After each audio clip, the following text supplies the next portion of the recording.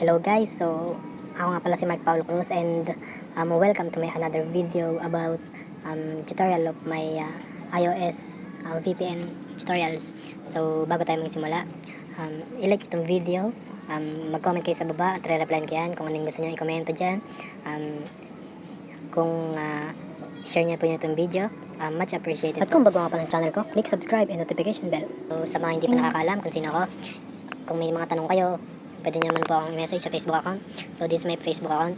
So bago natin simulan, ang kailangan nating ay guys, ano lang po, reminder lang, ito yung updated version ng dati kong tutorial. So ito yung mga kailangan natin. So itong documents. So sige, ito na lang documents yung kailanganin natin. Ay syempre itong OVPN. Yung payload po niya ay explain ko po siya ng mabuti para po hindi po siya magulo. So ang kailangan po natin is documents and VPN, OpenVPN. So available siya sa App Store, pwede po siya i-download. So bago po tayo mag-start, so kailangan natin mag-open ng syempre buksan po natin yung Wi-Fi or data connection. Then punta po tayo sa freevpn.us.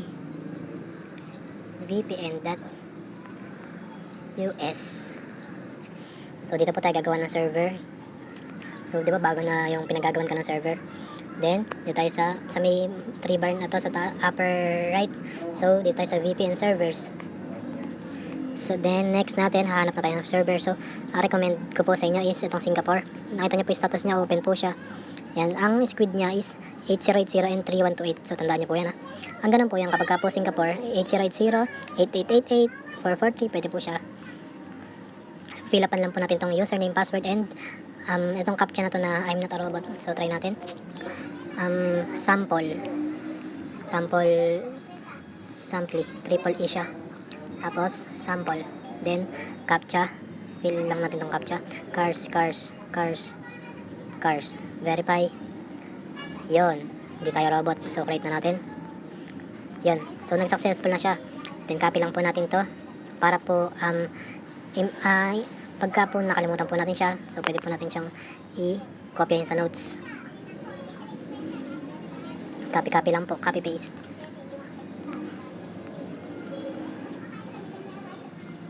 So yan po yung ano natin, account natin, kinopya ko lang po. Then punta naman po tayo para po makuha na po natin yung IP address niya. Punta naman po tayo sa dito po sa 3 bar ulit, then tools, host to IP. Then mag-new tab po siya. Yan, mag-new tab po siya. I-enter po natin dito yung ating host name. Ito pang host name natin, i-copy lang po natin yan. Kopya. Yun. Copy. Then, enter po natin siya dito. Para makuha po natin yung IP address niya. Okay? Show IP address. Ito. Ito po yung IP address ng Singapore. Copy lang natin. Then, paste lang ulit natin dito.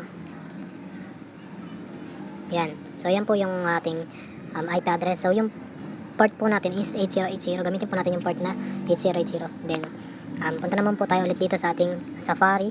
Close na po natin yan. Lalang kwenta yan. Then, ito po yung, diba, ito po yung ginawa nating account. So, pwede na po natin siya i-download. Not now. Huwag nyo na pong i-save password dahil wala namang kwenta yan. Then, ito po yung, so, dito na po natin gagamitin yung ating documents by Riddle. So, open in documents po natin. Then, mag-open na po siya automatically. Yan. Pag lumabas po to, ibig sabihin nandun na po yung ating file. So ito po yung ating file, yung vpnsg.zip. Ito po siya. Ayan. So pag click po natin yan, kung saan na po siya mag-extract. So click po natin. Ayun. Diba? Ang galing. Then, ang kukunin lang po natin dyan is S3 TCP VPN 443. Ito po. 443. Then click lang po natin siya. Then milalabas po siya na mga ganyan-ganyan. MME na yan. So yung payload po is ilalagay ko na lang po siya sa description. Kopyahan nyo na lang po. Kung hindi nyo naman po siya makopya, alam ko naman po kasi hindi siya makakopya sa description. So, kukuha na lang po ako ng link na para po makopya nyo siya. Yan, kakopy paste ko lang po yung payload ko dito.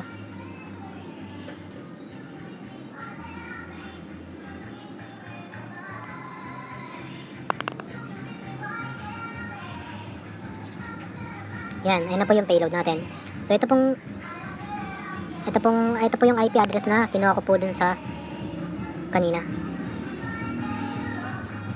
Ito lang po siya.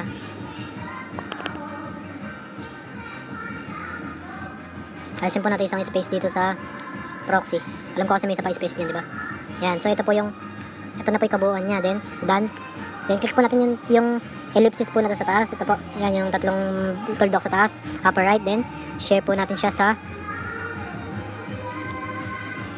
copy to open VPN po. Ito po siya, sending na po siya. Then mag-open po siya automatically ulit. Then may import po siya sa ito po yung niya. I-add po natin siya, add. Then pwede po tayong lagay na po natin yung username natin. Yung pwede na po natin close yung Riddle para hindi masyado marami nakabukas. So ang ating username ay Samply. Copy lang natin. Yan. So yung password natin is sample. So sasave natin yung password para hindi magulo. Sample. Then okay na po, i-add na po natin siya. Then allow na po natin. Allow. Then ito na pinagawa natin na server. So pagka naka-disconnected pa siya, patay natin data, tapos buksan natin ulit, then connect natin. And network unavailable lang po dahil pinatay ko yung data. So yan, connected lang po tayo. Then try po natin siya sa YouTube. So guys, ito po yung pinakamadaling version na baka hindi niya pa po ito magawa dahil marami yung nagko-comment na hindi daw nila kayang gawin. So ito na po siya, di ba? Mabilis din naman siya kahit paano, di ba? Then mag-open po tayo ng video. Di ba? No buffing. Ang bilis ng gray niya, grabe. Pag naka-data lang ako, ang bagal-bagal, pero pag naka-VPN ako, grabe yung buffing niya. Wala siyang, di siya nagbabuff. Napakabilis ng gray niya. So, I recommend to use VPN. Then, disconnect na natin. Guys, thank you for watching my video. Then, don't forget to click subscribe button and click the notification bell for more updates. So, guys, thank you.